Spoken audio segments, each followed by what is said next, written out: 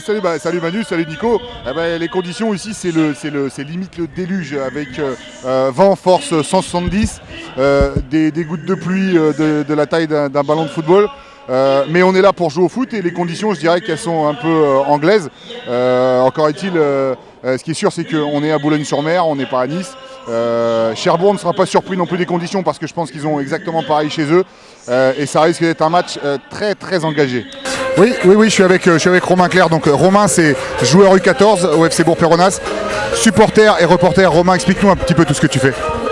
Donc je filme mes matchs au club, tous les matchs à domicile du FC Bourg-Péronnas. Je filme les équipes jeunes, puis je fais des reportages un peu sur les équipes jeunes, sur les équipes nationales pour alimenter le site internet du club. Là par contre c'est sur une question personnelle. En fait vous avez été intronisé président il y a 1 an. On sait que vous êtes PDG d'une grosse papeterie dans les Vosges. Ça se passe comment entre la vie du club, votre vie professionnelle et votre vie sentimentale? Écoutez, c'est pas toujours très simple. Hein. On sait que vous avez été triple champion de tennis de table de l'Oise. Maintenant, le fait que vous soyez président, vous ne pouvez plus jouer au tennis de table. Donc, du coup, dans l'Oise, il n'y a plus de concurrents, vous êtes parti. Écoutez, vous me rappelez ça, c'est avec beaucoup de plaisir, parce que les championnats du monde de tennis de table vont avoir lieu à Bercy cette année, au mois de mai. Et j'ai déjà réservé ma table. Merci beaucoup, président. Bon match. Et Pavlé justement me disait au téléphone mercredi et reconfirmé aujourd'hui avant le match. C'est vrai que le match pour lui aujourd'hui il va être essentiel. Il s'attend à des gros combats, du gros combat physique parce que on sait que Cherbourg est une équipe athlétique. Et puis d'un autre côté, on a aussi Jean-Marie Oriez aussi qui lui, il joue son va-tout. Les résultats de Cherbourg, malheureusement, ne suffiront pas forcément, même s'ils viennent à gagner 3 matchs. Ça sera surtout en fonction des résultats des poursuivants. Là, ce qui est clair, c'est que c'est souvent le capitaine qui prend la parole et qui va essayer de sonner un peu la charge. Parfois aussi, les joueurs un peu plus expérimentés ont souvent des mots à dire. Et là, c'est le dernier instant où ils vont être vraiment tous ensemble, tous réunis comme ça. Le choc est assez violent. C'est pas méchant en tout cas, c'est dans le jeu. Ce que je peux vous dire simplement, c'est que là, il n'y a vraiment pas eu de round d'observation entre les deux équipes. Hein. C'est le premier qui va faire craquer l'autre, j'en ai l'impression. Hein. Par contre, Épinal, il va falloir qu'il joue un peu plus au sol parce que là, il y a un truc que je peux vous dire, c'est que Bédénic, les ballons aériens, c'est un régal pour lui. Hein. Le ballon a été contré et ce sera une touche. Et sur le bord du terrain, on a Samuel Cruz qui demande à son équipe d'avancer. C'est-à-dire qu'il veut vraiment pas que son équipe elle soit sur le reculoir comme ça tout le temps à défendre dans ses 30 derniers mètres. Il veut vraiment que son équipe aille de l'avant. Brissé, c'est vraiment une excellente patte gauche. Donc là, c'est tout à fait le style de corner qui lui sont dédiés.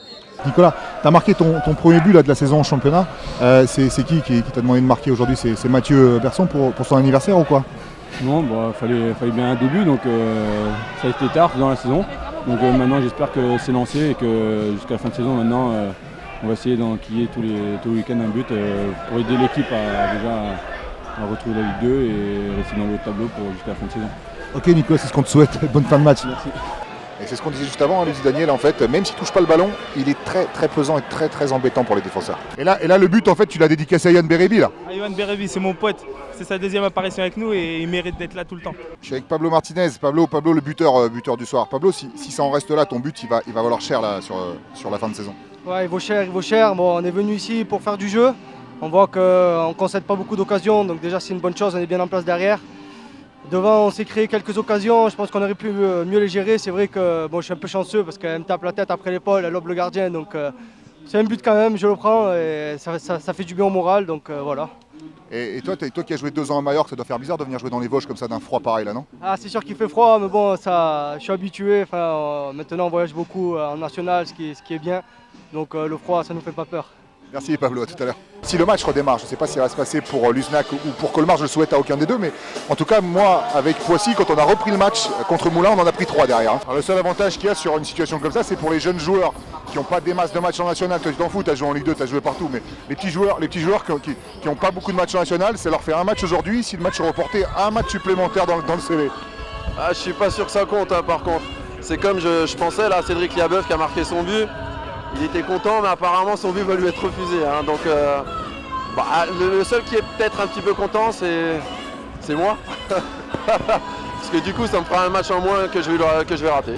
C'est étonnant d'ailleurs sur les corners offensifs pour Épinal, il n'y a que 4 joueurs dans la surface.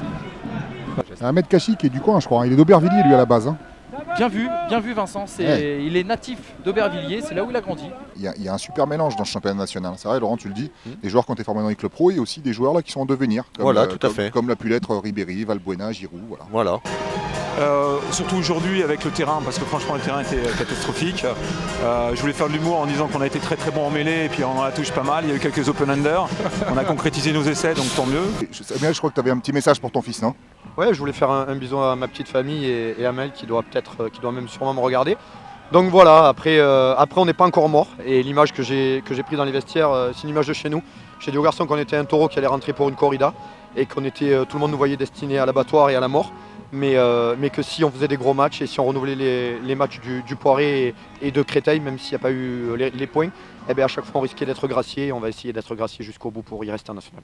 Merci Samuel, c'est ce qu'on te souhaite. Merci Vincent, vous avez apprécié encore cette soirée ensemble, c'était très sympa. Manu, c'est comme tous les samedis, j'apprécie tout le temps. Là, je suis d'ailleurs très très pressé de revenir la semaine prochaine.